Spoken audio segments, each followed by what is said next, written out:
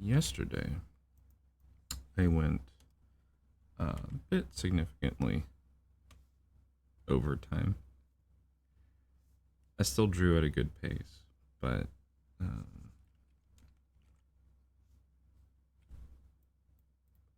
I spent much more time than I should have on the scene. So today, I'm going to try and make sure that we do not spend as much time as we did yesterday.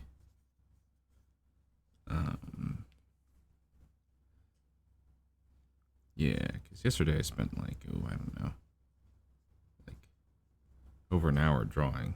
When normally it's supposed to only be like 40 minutes or something like that. All right.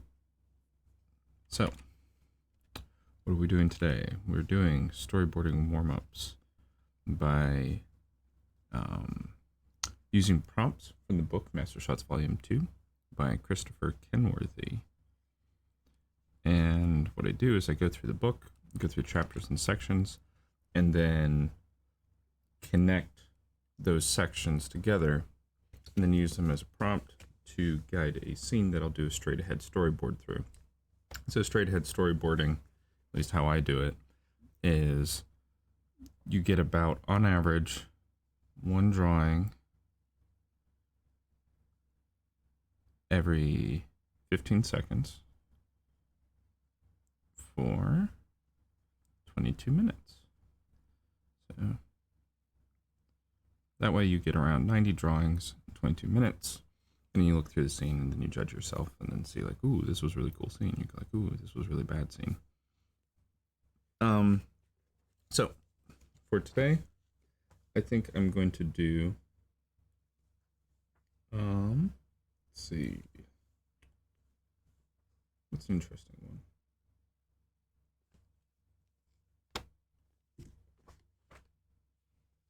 I'm trying to think what's really cool or fun type of shot that we can use from this book.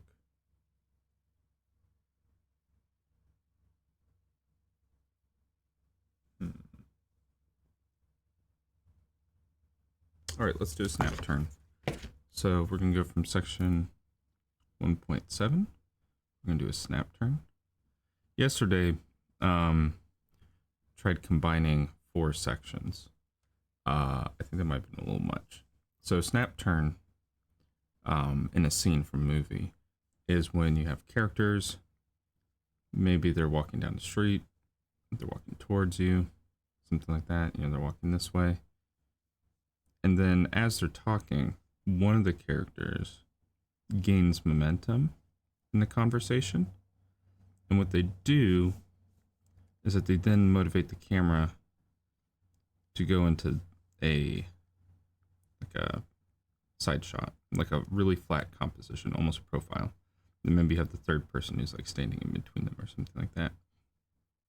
So you see here the camera kind of turns to follow them.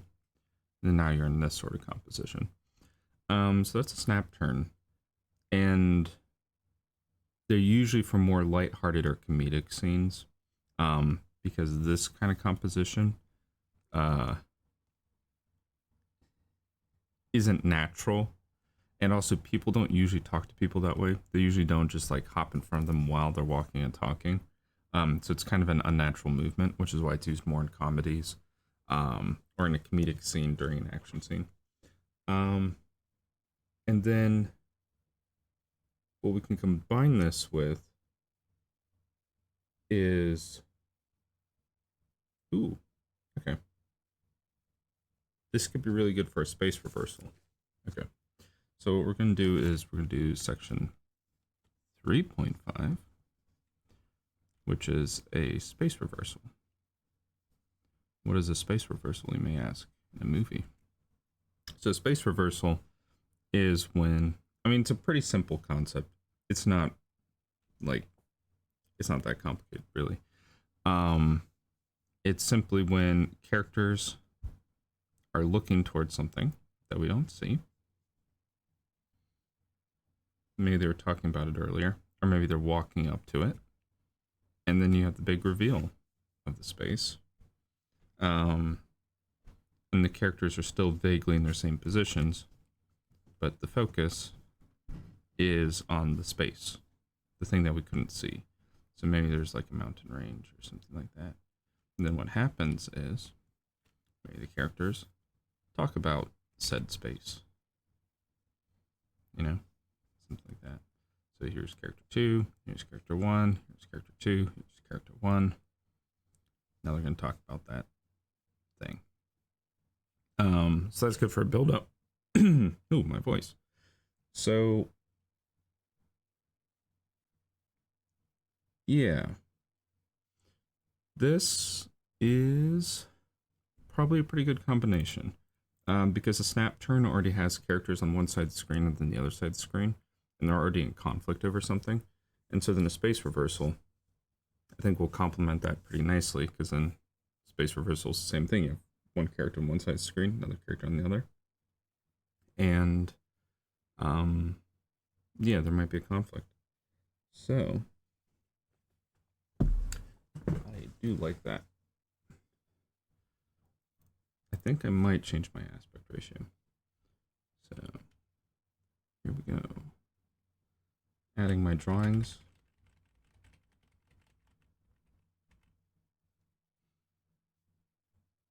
Remember, this is also, as I've mentioned, straight ahead storyboarding, which means I'm making up the scenes as I go along. So there's no like pre-written script. There's no lore that I have in mind beforehand. It's kind of like, okay, how do I make a scene with the elements that I've been given, which is these two elements. All right, I'm going to get my interval timer so that I can time myself. And hopefully this works out good. Every once in a while, this doesn't work out well, especially since it's early in the morning for me. Let's see.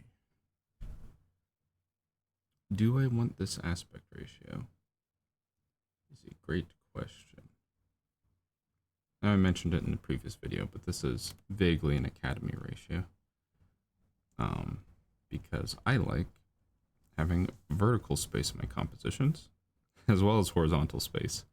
Allows you to do more fun things.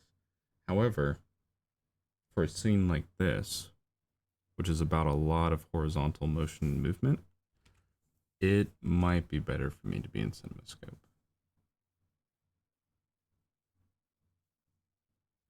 I'm probably going to change this to CinemaScope.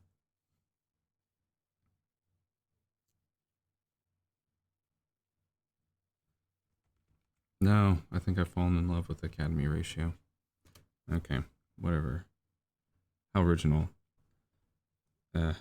An artist falling in love with a square and boring ratio. Okay. All right. I will begin in just a second. Just need to make sure I get the right brushes, and by right brush, I mean 64.8. That's it.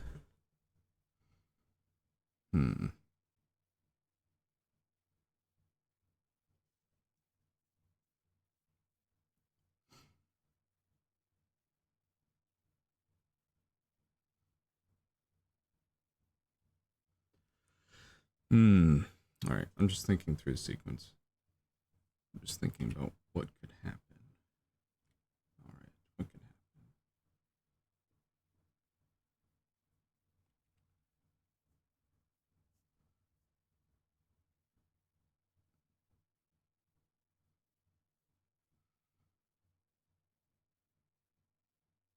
happen?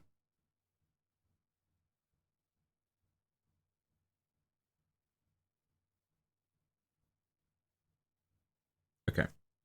All right. I think I know where I want this to go.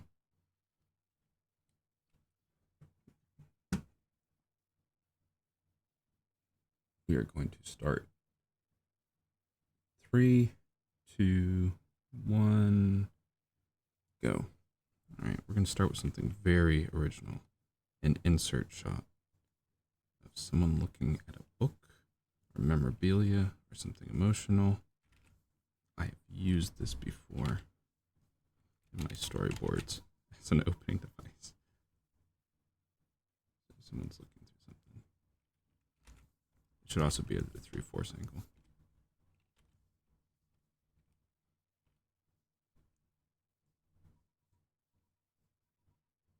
I use this in the flats in my other storyboards as an opening technique.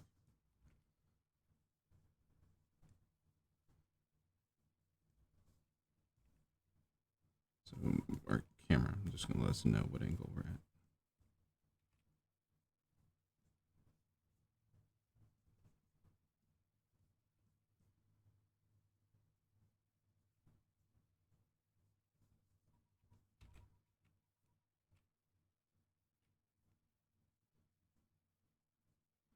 There's some happy person in this photo or something like that. They leave their hand on the book. That's a hand, by the way.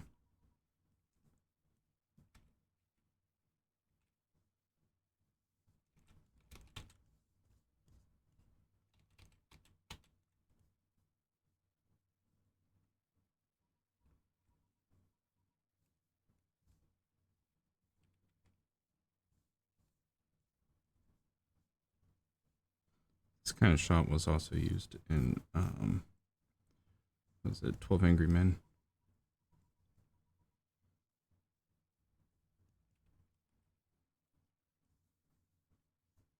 It was used whenever we needed to cut to the emotions of another character, just to track as to what everyone was going through in the movie. This person's going to be in like the back of a van or something like that, and there's, I don't know if it's a military vehicle or something's going on. These people getting out of a military zone. Who knows? So a whole bunch of characters in the back. Probably a little too tight. Maybe there's someone standing. They have their hand on the ceiling. It's all compact and tight.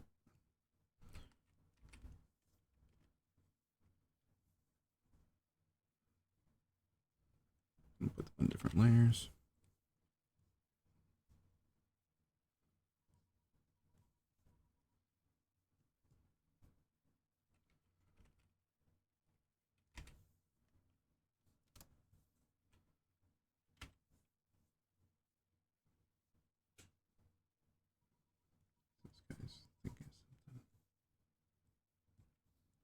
Make sure that this feels like they're on a moving vehicle. So I'm just going to make sure that the background's always moving.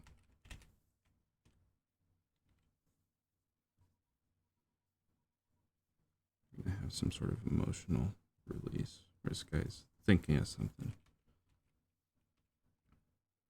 Make sure this background is still moving. One up, one down. You know, maybe it'd be easier if I just kept it moving.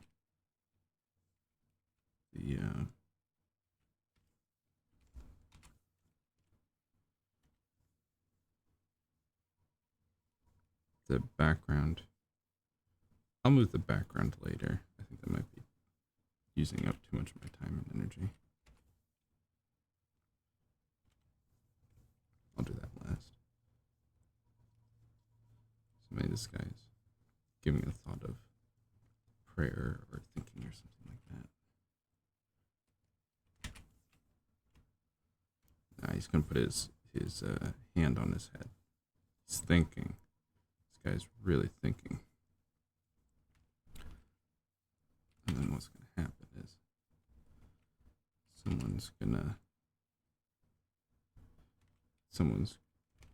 one of the drivers is gonna yell or something. They're yelling, which isn't helping his train of thought.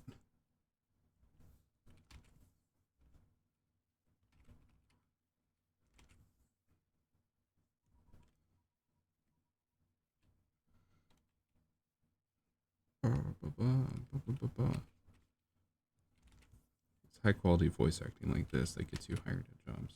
It's the thing they don't tell you about storyboarding. It really is all in the voice acting. Talent has nothing to do with it.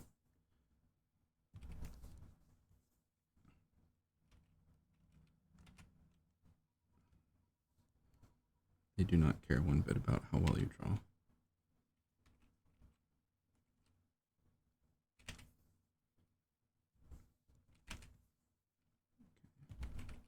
I said I wouldn't focus on the background. Now I'm focusing on the background.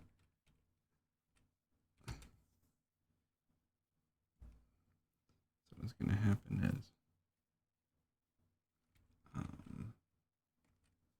one of these guys might be his friend. He's going to look back at him. He's going to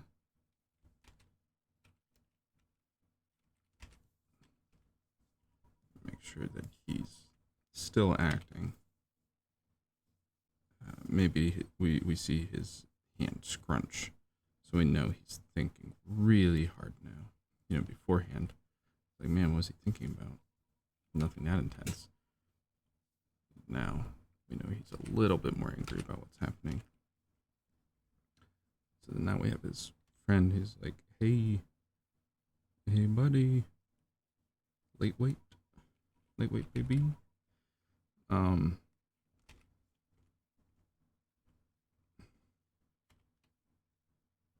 He's like, you all right? He's like, hey, we're about to go. And then that's going to motivate him to look off to screen right,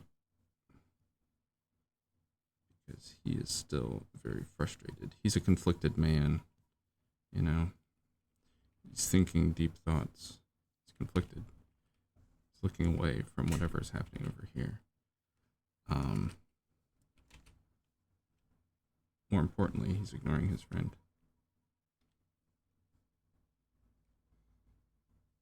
Or whoever this person is in the truck. And then maybe gets a moment of clarity where you can tell he's thinking things. He's looking out. Maybe he's getting a moment of relief. You know, like a break in the thought process. What's going to happen is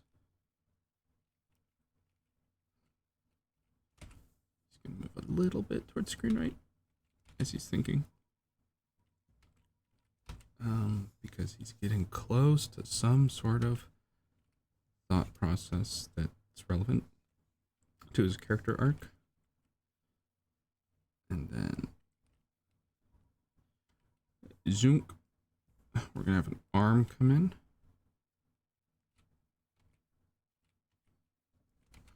Right as the, oh, I drew this on the wrong layer. Hold on.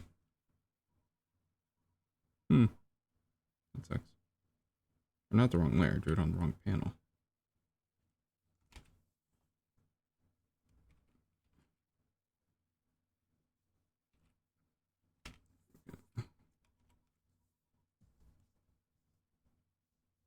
He's gonna look up, he's like, what?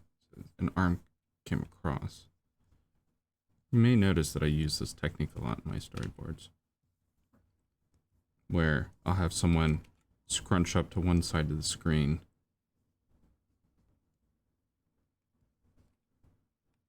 just to have someone on the opposite side of the screen, then pull them over. I don't know who this character is, but they pulled them over. And we're gonna have this outdoor section here. This person is like, hey, yo, the Empire's pretty chill. Maybe you should, like, join it.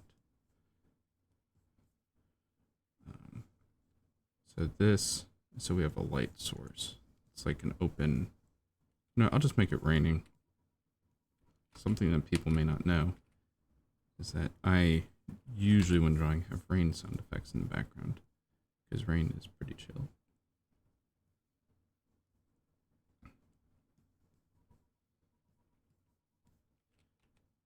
So you notice I have not actually gotten to any of the requirements for this scene yet. This person, but it is going to happen really soon. I figured that all this can connect together. So this person looks down at the notebook. Who knows what's in the notebook?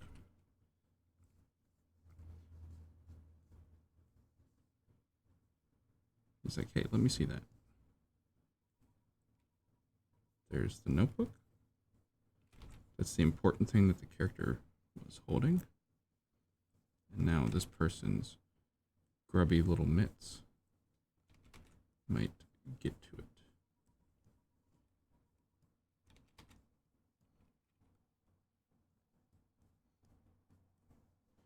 This would actually be a really hard shot to shoot. Because this is kind of the guy's face that we're already sitting at. And then he needs to pull the book up to him. Which is then, that guy's hand missed. Which is then going to motivate the camera.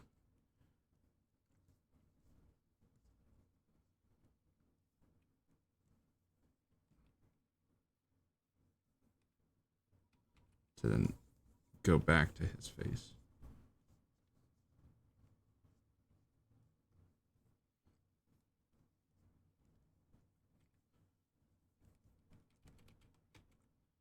And then we're actually gonna raise up a little bit. We're actually gonna start getting higher than him. So let's see, we're going. He reaches, whoop, brings it up.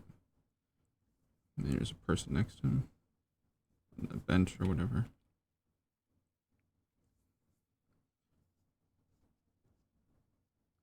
Here's that notebook. And he's going to hop.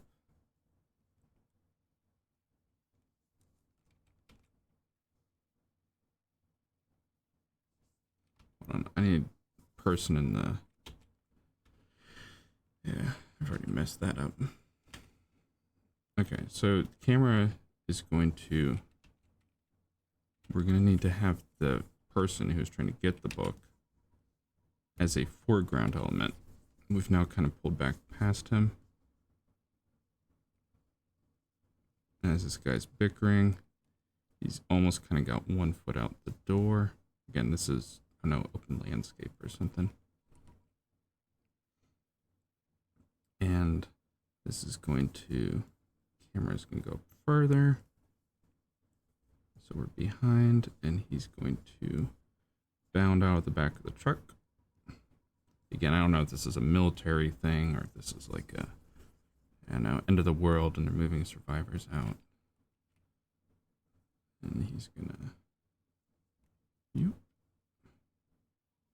he's gonna skippity-doo out of there. As the kids say these days or something, I don't know. He is out.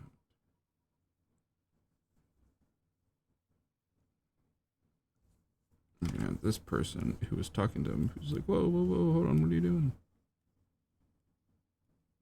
I always have characters in trench coats. I don't know why. Maybe it's because of Children of Men. Because the guy always has like a big raincoat in every scene he's in. And I used that as reference early on in my career. Here's the person. Now his friend is out of the back of the moving vehicle. He's gonna be like, yo, I wasn't trying to make you mad. I was just curious.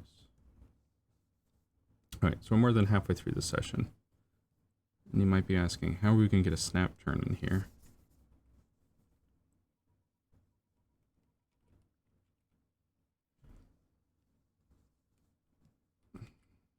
In this sequence.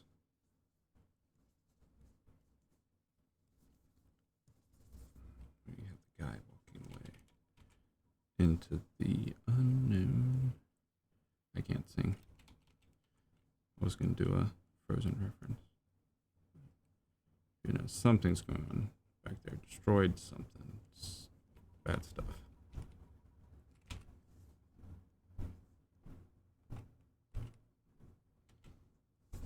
And this guy kind of looks back. Maybe it is friends. Also, I want there to be a low ceiling. I don't know if that works. He looks back towards his friends, which will then motivate him to also get ready to get out of the back of the truck. And he's going to cross over the center of the screen right here. And then that's going to help us motivate a cut to the whole shot that we need this whole time. This is the shot we really needed for our snap turn. It's in development. So he's going to come out of the back of this moving vehicle. And how's my horizon line? Probably be a little higher. And so we got our one main character who's already walking down the road. Then we have another character who's... I'm going to add the camera move after this. I'm just going to have the characters move right now.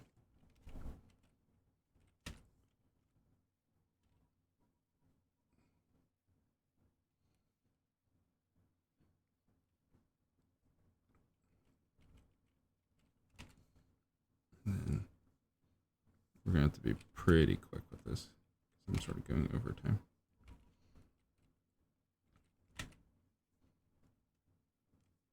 And this guy is trying to catch up. This guy is walking this way. And we're going to have maybe one more friend who's going to hop out of the back of this vehicle.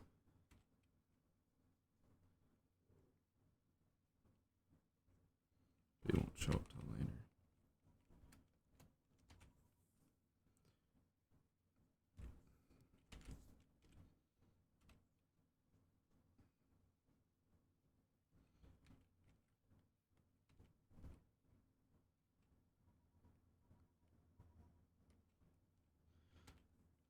So where's he going?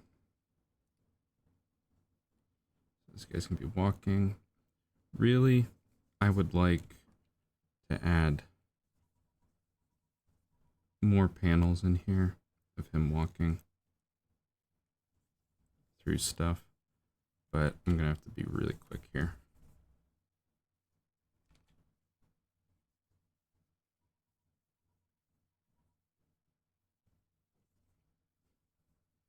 You know, it's a cross-shaped thing. Maybe it's symbolic. I don't know.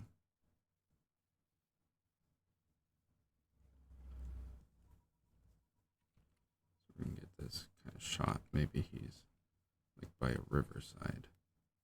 It's, I don't know, all dried up or something. I mean, there's a bridge in the background. No river. It's a catastrophe.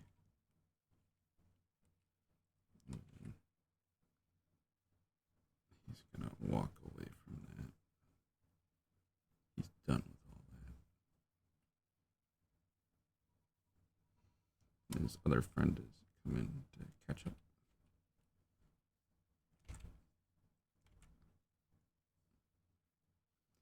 He's gonna be like, hey. I'm gonna decrease brush size. Whoa, where are you going?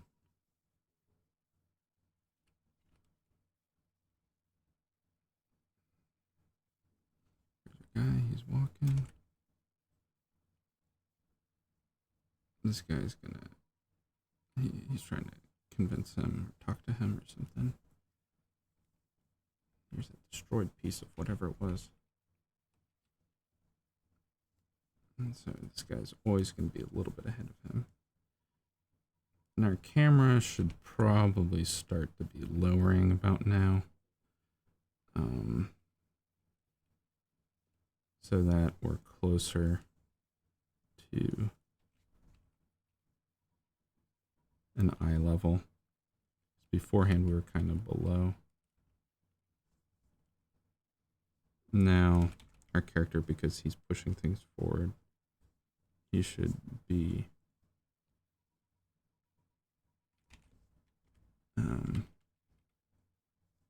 oh, he should have the notebook out. He's still looking at it and still listening to the schmuck. We're gonna have another friend pop up in the background who also jumped out the moving vehicle. As this guy gets still reading, we have a little motif going on, which is every time he reads, he's trying to read something that, oh, there's the third friend, that's something grabs him. So he can never get the opportunity to look at this as long as he wants. Something's always going to grab him. So as I said, we're doing a snap turn. And normally snap turns are kind of unmotivated and they feel unnatural. So what I'm doing here is I'm trying to make it feel a bit more natural by giving an action that motivates the turn.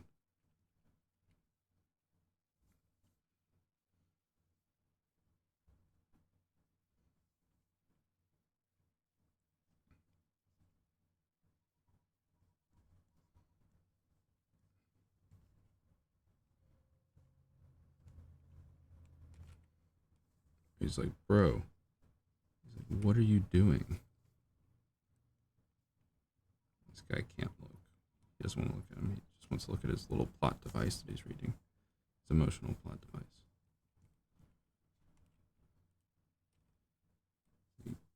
Dude, you're gonna get yourself killed. What are you doing? Blah, blah, blah, blah. And that was technically supposed to be our last drawing. That was 22 minutes.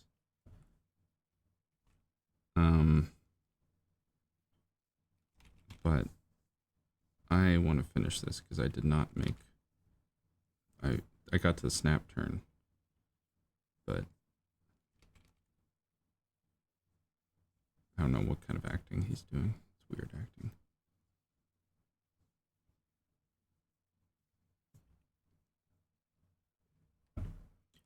This guy's gonna knock his arm off. I don't want your advice. I don't want your help. I don't care about you caring about me.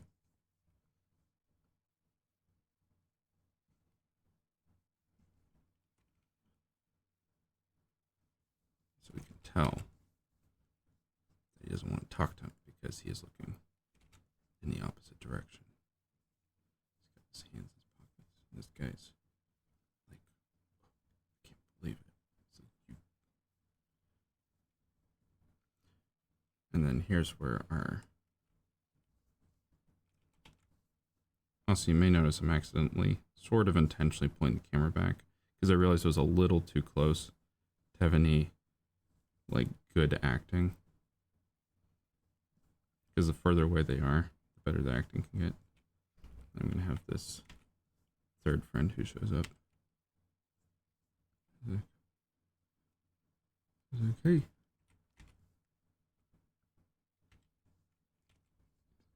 What's going on? It's like, dude, what are we doing?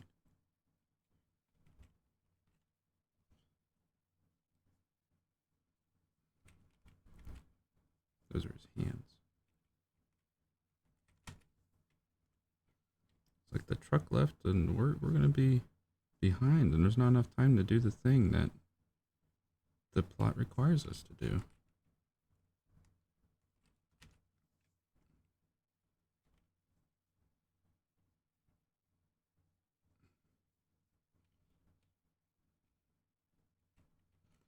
I think it'd be really funny if both of these characters were to smoke at the same time because they're both stressed out.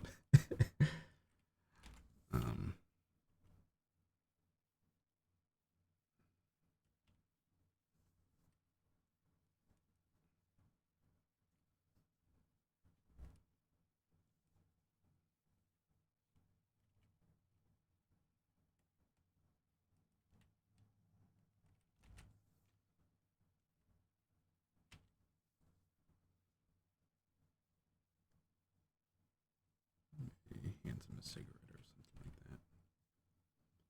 Just as a little bit of a consolation that he knows he's trying to help them. See, cigarettes aren't as big of a thing, but they're known to be used in movies.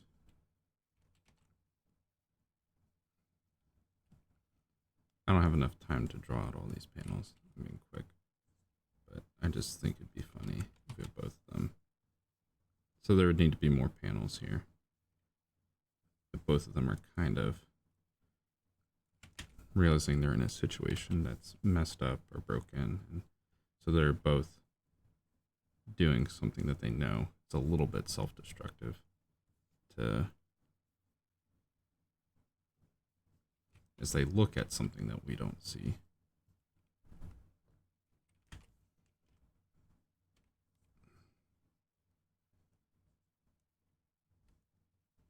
And so then here's where we can have our reversal that we've been building up for a while.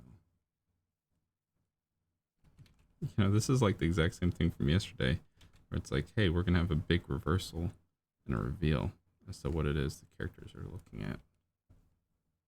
And here it is. What is it? What's the plot device? Is it aliens? That's kind of the same thing that I did yesterday. Or demons, whichever it was. So it needs to be what? We already had, maybe there's a dried river bed or something like that. So we have like maybe a ship.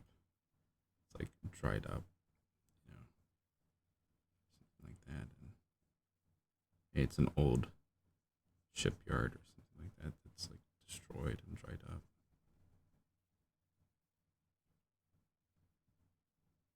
I don't know. Boxes everywhere. This is like a shipping container. Maybe there's a, I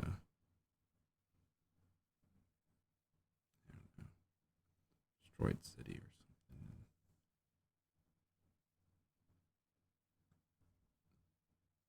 Yeah, we're gonna have a big tripod there. I accidentally just recreated the scene from War of the Worlds where the dad and his son jump out of the back of a truck. I completely forgot, or I think something like that happens. There's a truck that drives by and the son's trying to jump into it. That's what happens. I've accidentally stolen from Steven Spielberg. Alright. We're gonna have, there's something going on in the distance. But we'll just have smoke. Something's happening. Something's happening out there. I don't know what the plot point is. I don't know what the narrative is. But there's something looming in the distance that's an existential threat to our main characters. And they see it.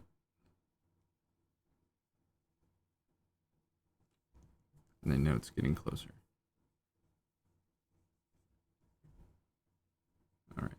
I think that is good for today. I think that's all that needs to be done. Let me add some foreground elements.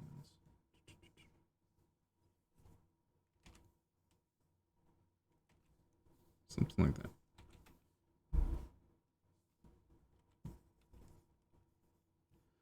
I think technically with a space reversal, you still have the characters talk. So imagine these characters are talking. That covers over all the issues they might have.